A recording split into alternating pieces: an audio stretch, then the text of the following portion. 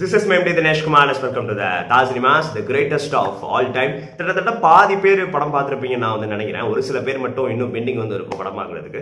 ஒரு mild spoilers தான் இந்த வீடியோல வச்சு தான் நான் பிரேக் டவுன் வந்து பண்ண முடியும். ஸோ இந்த கதையோட தன்மை இந்த மாதிரி வந்து இருக்கிறதுனால வெங்கட் பிரபு அவர்கள் இந்த படத்துல என்ன ஆக்சுவலா வந்து பண்ணியிருக்காரு அப்படின்னா, தளபதி விஜய் அவர்களோட படங்கள்ல அவர்கிட்ட அவர் படங்கள் பார்க்க வர ஆடியன்ஸ் என்னெல்லாம் வந்து எதிர்பார்ப்பாங்க, அவரோட ஸ்பெஷாலிட்டி வந்து என்ன, விஜய் அவரோட ஸ்பெஷாலிட்டி என்ன, அவர் எந்த ஏரியாஸ் எல்லாத்துலயுமே கை தேர்ந்தவர் இப்படின்ற எல்லா கிராஃபையுமே வந்து எடுத்துட்டு அதை வெங்கட் பிரபு அவரோட பேட்டர்னுக்கு ஏற்ற மாதிரி விஜயோட அம்சங்கள் எல்லாத்தையுமே உள்ள வச்சிருக்கிறாரு. இந்த படத்துக்குள்ள விஜயோட அம்சங்கள் எல்லாம் வந்து வச்சுட்டு வெங்கட் பிரபுக்கான டச்சஸ் வந்து இருக்கும் இல்லையா, அவரோட ட்ரேட்மார்க் ஸ்டோரி டெல்லிங், அவர் எப்படி ஒரு ட்விஸ்ட்டை வந்து ரிவீல் பண்றாரு, அவர் எப்படி ஒரு கேரக்டர் கிராஃப்ட் பண்ணி ஒரு டென்ஷனை கிரியேட் பண்றாரு, ஒரு கான்ஃபிளிக்டை எந்த இடத்துல உள்ள கொண்டு வராரு, இது எல்லாம் அவரோட ஸ்டார்டிங் டு சென்னை 28ல இருந்து அவர் ஒன்று பண்ணியிருப்பார் இல்லையா, இந்த கிராஃபை கையில் எடுத்துக்கிட்டாரு.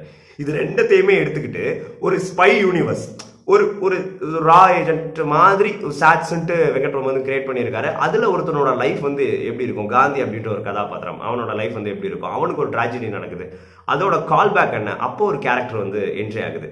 ஸோ இந்த பேட்டர்னை ஒரு ஃபுல் அண்ட் ஃபுல் ஒரு ஃபேன் சர்வீஸ்க்காகவும் ஒரு கமர்ஷியல் ஜோன் ஆடியன்ஸ்க்காகவும், அதாவது இது இந்த ஸ்டோரி டெல்லிங் பொறுத்த வரைக்கும் நம்ம எல்லாருமே இந்த மேஜர் கோர் ஸ்டோரியை அடிச்சு தவச்சது தான், எல்லாமே பல கதைகளில் வந்து பார்த்தது தான். பட் வெங்கட் பிரபு இதை கையாண்ட விதம், அவரோட சிக்னேச்சரையும் தளபதி விஜய் படங்கள்ல இருக்கக்கூடிய அம்சங்களையும் எடுத்துக்கிட்டு, அதுக்கப்புறம் நிறைய இந்த ஸ்பை யூனிவர்ஸ்ல இருக்கக்கூடிய நிறைய பிரில்லியண்டான ஐடியாஸ் இது எல்லாத்தையுமே வந்து எடுத்துக்கிட்டு ஒரு ஆன்டகனிஸ்ட்டை ஒரு சூப்பராக வந்து எஸ்டாப்ளிஷ் பண்ணி, இது முழுக்க உங்களுக்கு ஒரு ஃபேன் சர்வீஸ் உள்ள வந்து நீங்க தியேட்டருக்கு வந்து வந்தீங்கன்னா உங்களுக்கு மொமெண்ட்ஸா நான் வந்து கொடுத்து ஒரு ஸ்டோரி டெல்லிங் என்னோட ஒரு விதத்துல ஒரு ஃபாஸ்ட் ஃபார்வர்டா நான் வந்து சொல்ல ட்ரை பண்ணியிருக்கேன், இதை நீங்க வந்து என்ஜாய் பண்ணுங்க அப்படின்றது அவரோட ஒரு வேர்ல்டுக்குள்ள வந்து வெங்கட் பிரபு வந்து அப்படியே நம்மளை ஃபுல்லா வந்து கூட்டிட்டு போயிடுறாரு.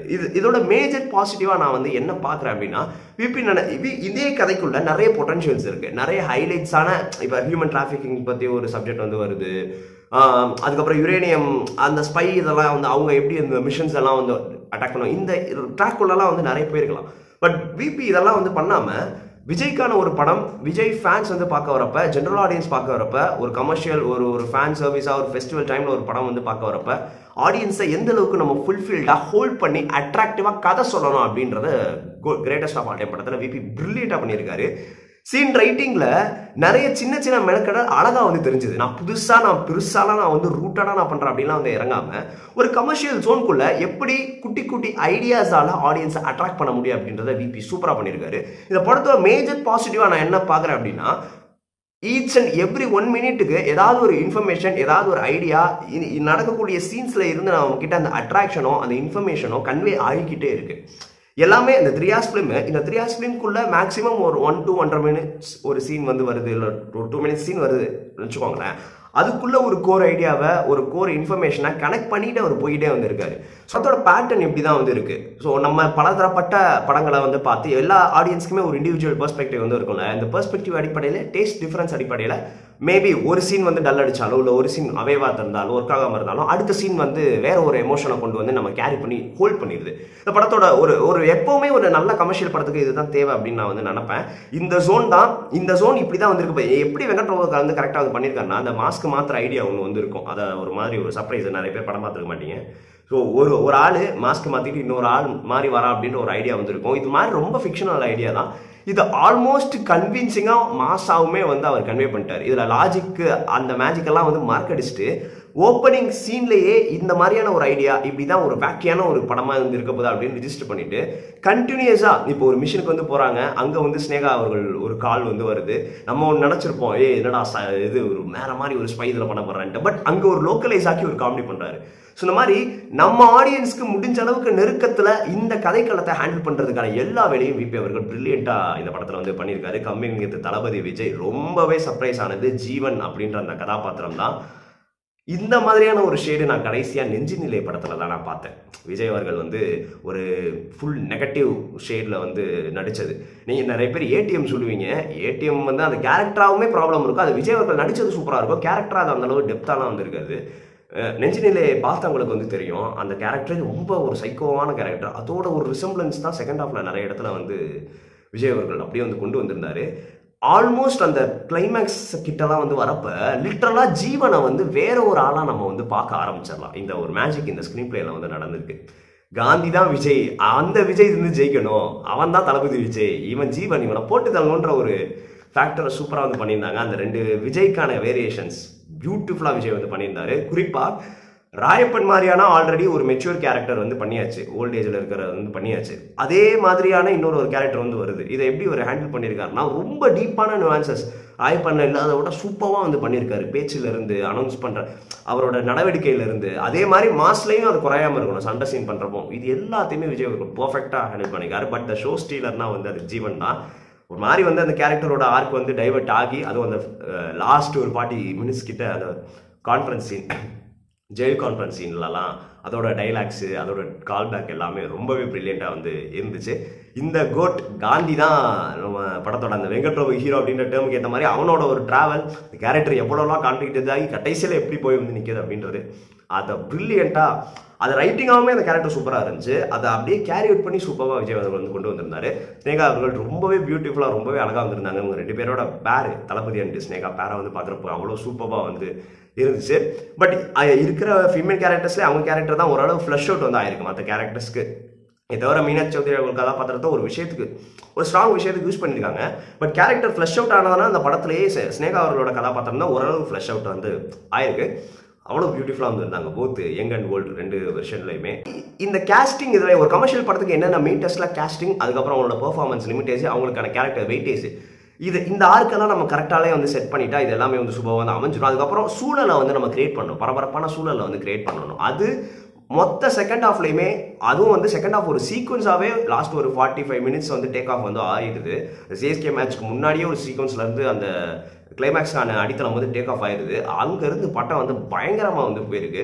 கடைசி அந்த ரைட்டிங், அந்த கமெண்ட்ரி, சிஎஸ்கே மும்பை மேட்சோட கமெண்ட்ரியோட இந்த சீனை கிளிம்ஸ் பண்ண விதமெல்லாம் எனக்கு ரொம்பவே பீக்டான ரைட்டிங் வந்து தெரிஞ்சுது. இதுதான் மாநாடு படத்தில் இருக்கக்கூடிய ஸ்மார்ட்னஸ். இதை வெங்கட் பிரபு அவர்கள் சூப்பராக வந்து ஹேண்டில் பண்ணியிருந்தாரு. Coming with Yuvan Shankar Raja background ஸ்கோர்ல தெரிக்க விட்டுருக்கிறாரு. நான் ரொம்ப லவ் பண்ணேன். நிறைய பேருக்கு ஒரு சில கிரிட்டிசம் இருக்கு, பட் நீங்க ஷுவரா வந்து பாருங்க, அடுத்தடுத்து இதை ரிங்டோன்ல போட்டு தெரிக்க விட போறாங்க. அதுவும் அந்த ஜீவனுக்கு அந்த ஓஜி சஞ்சய் அதுக்கு ஒரு பிஜிஎம்லாம் வந்து வருது, இளைய தளபதினு தெரிஞ்சிருச்சு அதெல்லாம். அதுக்கப்புறம் அந்த மெட்ரோ சீன்ல கேமரா பேன் பண்றப்ப பிஜிஎம் அதுவும் தெரிஞ்சிருச்சு. பேராஷூட்ல வந்து இறங்குறப்ப ஐயோ, இந்த மாதிரி நிறைய அல்டிமேட்டான பவர் பேக்கடா பிஜிஎம் சூப்பராக வந்து போட்டிருக்காரு. சின்ன சின்ன pack with drawbacks of the film. எனக்கு நிறைய பேர் வந்து அந்த ஃபர்ஸ்ட் ஹாஃப்ல ஒரு லேக்ன்ட்டு ஜெனரல் ஆடியன்ஸோட பாயிண்ட் ஆஃப் வியூ வந்து பார்க்க முடிஞ்சது. அதுக்கான பதில் நான் என்ன சொல்லுவேன் அப்படின்னா, அதுக்கான ஸ்டேஜிங் தன்மைக்கு ஒரு சில டைம் வந்து எடுக்கும். பட் அதுலேயே காமெடி இருக்கு, எமோஷனல் இருக்கு, இது எல்லாமே வந்து அந்த கோர் ஆடியன்ஸ்க்கு வந்து செட் ஆயிருக்கும். அது இந்த கதையோட தன்மை வந்து அதுதான். ஸோ அதுக்கான ஒரு டைம் வந்து எடுத்துக்கிட்டாங்க. பட் நான் என்ன பிரச்சனை அப்படின்னு வந்து நினைக்கிறேன் அப்படின்னா, ஒரு சில இந்த கதையோட கோர் விஷயங்கள் வந்து நடக்குது இல்லையா. இப்போ இந்த கதையே வந்து மோகன் பண்ண இருக்கக்கூடிய ஒரு விஷயத்தினால வந்து நடக்குது. அப்போ ஜீவன் ஒன்று வந்து ரியாக்ட் பண்ணுறான். இதுக்கான அடித்தளம் காரணம் வந்து இன்னும் ஸ்ட்ராங்காக பெட்டர்மெண்ட்டாக இருந்திருந்தா கொஞ்சம் அதோட இம்பேக்ட் வந்து கிளவராக இருக்கும். செகண்ட் ஹாஃப்ல என்ன நான் ஒரு சின்ன ப்ராப்ளமாக நான் வந்து பார்த்தேன், கேரக்டராக நான் வந்து பார்த்தேன் அப்படின்னா, ஜீவன் அவர்களோட கதாபாத்திரத்தை ஒரு வில்லன் ஷேட்ல வந்து கொண்டு போறாங்க. ஸோ அப்படி இருக்கிறப்ப அவர் மேல ஒரு டைம் வரைக்கும் என்ன ரூட் பண்றதுன்றதே புரியாத ஒரு குழப்பம் வந்து இருந்துச்சு. ஏன்னா அவர் ஃபுல் வில்லனா ரிஜிஸ்டர் ஆகுறது கிட்டத்தட்ட அந்த கிளைமேக்ஸ் கிட்ட நெருங்கி வந்து வரப்பதான். எப்படி இருந்தாலும் அவர் ஒரு மாஸ் ஹீரோ தானே, விஜய் தானே அதுவும் வந்து பண்ணியிருக்கிறாரு. ஸோ அவர் பண்ற விஷயங்களுக்கெல்லாம் நம்ம என்ன ரியாக்ட் பண்றது? ஒரு பொண்ணை ஒரு சம்பவம் வந்து பண்ணிடுறாரு, அதுக்கப்புறம் ஒரு விஷயங்கள்லாம் வந்து பண்றாரு. இதை வந்து நம்ம மாசா எடுத்துக்கிறதா? அது ஆக்சுவலா வில்லன் தான், பட் உடனே வந்து அந்த கேரக்டர் வந்து ஒரு ரிவீலிங் பாயிண்ட் வந்து இருக்குல்ல, கொஞ்சம் கொஞ்சமா ஒன்று வந்து மாறுறது. ஸோ அந்த டைம்ல அந்த ஜீவனுக்கு நம்ம என்ன ரூட் பண்ணணும்? ஏன்னா விஜயோட பையனாக தான் வந்திருக்கா, மேபி கடைசியில் அந்த பையன் வந்து மாறிடுவானா இப்படின்ற ஒரு என்ன ஓட்டாங்கலாம் ஆடியன்ஸ் வந்து போறப்ப அதுக்கான ஒரு டிரான்சிஷன் லைட்டா வந்து அவைவா எனக்கு வந்து தெரிஞ்சது. பாதி டைம் வரைக்கும் ஆல்மோஸ்ட் அது கிளைமேக்ஸ் வந்து போறப்ப சூப்பராக வந்து கிளிக் ஆயிடுச்சு. இன்னொரு ஜீவன் அவன் தான் வில்லன், கோட் காந்தி தான் நம்ம தளபதி விஜய் அப்படின்ற ஒரு மூடை வந்து கொண்டு வந்துட்டாங்க. பட் ஸ்டார்டிங் அந்த ஒரு விஷயம் ஏன் மொத்தமா அந்த பையன் இப்படி மாறி இருக்கா, ஏன்னா அது ஒரு பெரிய சைல்ட்ஹுட் ட்ராமா இல்லையா, அதை ரிஜிஸ்டர் பண்ணியிருந்தா இந்த ஏரியாவில் இந்த படத்தில் எக்ஸ்ப்ளோர் ஆகாத ஒரு பவர்ஃபுல் ஏரியாவில் நான் அதுவும் வந்து பார்க்குறேன். அதை எக்ஸ்ப்ளோர் பண்ணி தான் இன்னுமே சூப்பராக வந்து வந்திருக்கும். ஸ்பார்க் சாங்கோட பிளேஸ்மெண்ட் கண்டிப்பாக இந்த படத்துல இருக்கக்கூடிய ஒரே ஒரு பெரிய அவே மொமெண்ட்னா அதுதான். மற்ற கூட உங்களுக்கு ரூட்டடாக அந்த இடங்கள்ல அந்த வில்லனோட இடத்துல நடக்கிற மாதிரியான ஒரு பாட்டை வந்து பிளேஸ்மெண்ட் பண்ணியிருந்தாங்க. அங்கே மேபி நம்ம ஒரு ஏன்னா திடீர்னு பாட்டு வந்து நினச்சாலும் அங்கே த்ரிஷா அவளோட ஒரு ஹை கொண்டு வந்து அங்கே ஒன்று மேட்ச் பண்ணிடுறாங்க.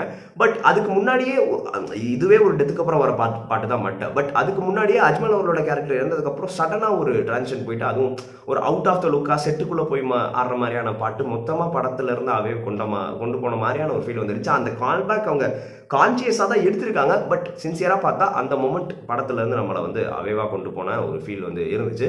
அதுக்கப்புறம் இந்த மாஸ்க் கலெக்டர் மேட்டர் வந்து இருக்கட்டும், ஒரு ஸ்பையா இருக்கிறவன் எப்படி 2 லைஃப் வாழ்றான், வீட்டில் மறைச்சு வாழ்றான், ஆனால் அங்கே டே டு டே ஆஃபீஸ் போகிற மாதிரி இருக்கும், ஆனால் அங்கே போய் வந்து ஒன்று வாழ்ந்துட்டு இருப்பான். இதெல்லாம் ஐடியாஸ் எல்லாம் வந்து பார்க்குறப்ப மிஷன் இம்பாசிபிள்ல இருந்து இப்போ இருக்கக்கூடிய ஒய்ஆர்எஃப்ல இருக்கக்கூடிய பட்டான், முக்கியமாக ஏக்தா டைகர், டான் 2 இது எல்லாமே வந்து ஞாபகம் வந்து வருது. ஏன்னா இதில் வரக்கூடிய முக்கியமான கோர் ஐடியாஸ் எல்லாமே இந்த நிறைய ஸ்பை யூனிவர்ஸ் படத்தில் பாப்புலராக வந்து யூஸ் பண்ண ஐடியா. ஸோ அந்த ஒரு ஞாபகம் வரதை என்னால் வந்து தடுக்க முடியல.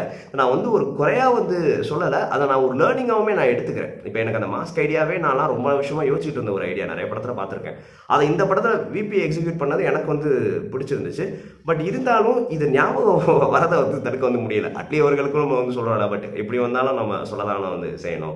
அவர்களோட தொடர்ந்து அவர் பயன்படுத்தக்கூடிய ஒரு சில முக்கியமான சிக்னேச்சரில் ஒன்று தான் இது. கூட இருக்கிற ஒருத்தனே வந்து முதுகுல குத்திடுறான் அப்படின்ற ஒரு ஐடியா இந்த படத்தில் அது வந்து சூப்பராகவே வந்து லேண்ட் பண்ணியிருக்காரு. அது ரிவீல் பண்ணுற இடம், அதுக்கப்புறம் நடக்கிற ப்ராசஸ்ஸு, அவங்களுக்கு எப்படி அந்த டிஸ்டெல்லாம் ரிவீல் ஆகுது, இதெல்லாம் சூப்பராகவே வந்து அவர் வந்து எடுத்துருக்கிறாரு. பட் நான் என்ன நினைக்கிறேன் அப்படின்னா, எல்லா விண்டேஜ் டைரக்டர்ஸுமே அவங்களோட சிக்னேச்சர் ஐடியாஸை தொடர்ந்து ரிப்பீட்டேட்டிவாக அடுத்தடுத்து யூஸ் பண்ணுறதை தவிர்க்கலாமோன்றது என்னோட ஒரு பர்சனல் ஒப்பீனியன். இந்த படத்தில் நான் ரசித்தேன். பட் இதுக்கப்புறம் வெங்கட் பிரபு வந்து இதை வந்து கொண்டு வந்தாருன்னா எந்த அளவுக்கு இது ஒர்க் அவுட் ஆகுன்ற ஒரு கேள்வி எனக்கும் வந்து இருக்குது. ஏன்னா இது வந்து பிரியாணி படத்துக்கே வந்து நடந்துச்சு. ஏன்னா சரோஜா படத்தில் இந்த மாதிரி ஒரு மேட்டர் இருக்கும், மங்காத்தா படத்தில் இப்படி ஒரு மேட்டர் இருக்கும். பட் இதுவே கண்டினியூஸாக பிரியாணியில் வந்து கண்டினியூ ஆகிறப்ப பிரியாணியில் இதே மாதிரி கூட இருக்கிற ஒரு ஆளே வந்து முதுகுல குத்திருப்பான், அவன் தான் கடைசியில் வந்து ரிவீல் ஆகும். இந்த மேட்டர் வந்து பிரியாணியிலே கொஞ்சம் அவேவாக வந்து போச்சு. அந்த படம் அந்த டைமில் பாக்ஸ் ஆஃபீஸ் ஃபெயிலியர் ஆனது அது ஒரு காரணம்.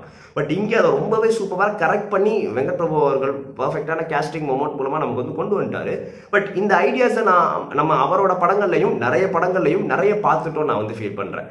ஸோ இது சூப்பராக வந்து பண்ணிட்டாங்க. இதுக்கு மேலே இந்த ஐடியாஸை வேற யாருமே யூஸ் பண்ண வேணாம் அப்படின்றது என்னோட தாழ்மையான ஒரு கோரிக்கை. விஜய் அவர்களோட ஃபேன்ஸுக்காக வந்து இருக்கட்டும், 2 விஜயை ரொம்ப டிஃப்ரெண்ட்டான 2 விஜயை பார்த்த ஒரு ஃபீல் வந்து கோட் படத்தில் வந்து ஏற்படுது.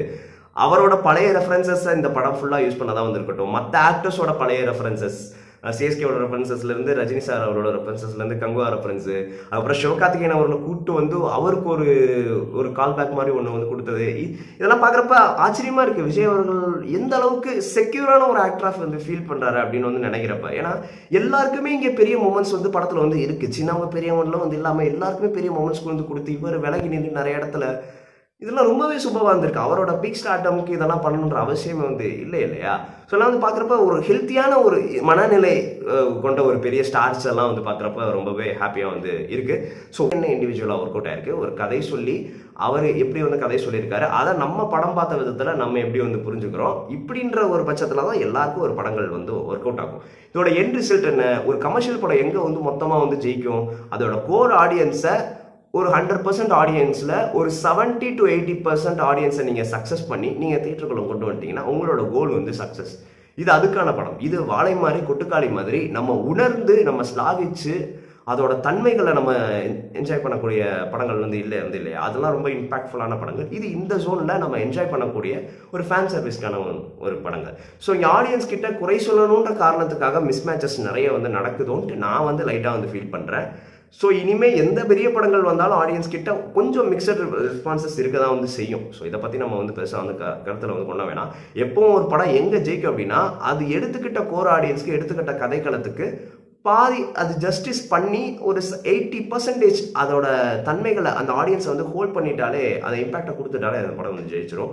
தி கிரேட்டஸ்ட் ஆஃப் ஆல் டைம் அதை தான் வந்து சூப்பராக வந்து பண்ணியிருக்குது.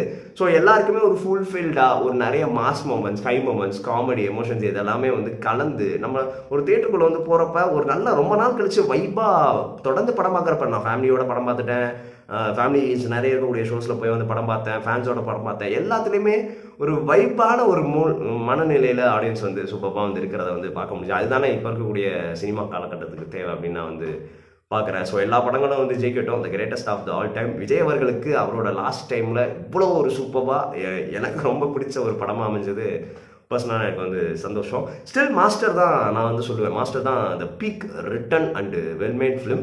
லாஸ்ட்டு 10 வருஷம் வந்த விஜய் அவர்களோட படங்களில், இந்த போஸ்ட் கோவிட்ல விஜய் அவர்களோட படங்களில் ஃபஸ்ட்டு மாஸ்டருக்கு அப்புறம் எனக்கு கோட்டு தான் மிகப்பெரிய அளவில் என்னை வந்து கவர்ந்திருக்கு. வெறும் கமர்ஷியல் படம்னு மட்டும் வந்து இதை வந்து சொல்லி நம்ம தள்ளி வைக்காம, வெங்கட் பிரபு அவர்கள் இதுக்குள்ள வச்சிருக்கக்கூடிய பிரில்லியண்டான ஸ்மார்ட்டான குட்டி குட்டி ஐடியாஸ், அதாவது அவர் ஸ்க்ரீன் பிளேல கனெக்ட் பண்ண விதம், இது எல்லாத்துக்குமே ஒரு huge applause. So Vijay fans wake up Anil's, இது நம்மளோட வீக்கெண்ட் செலிப்ரேட் பண்ணலாம்.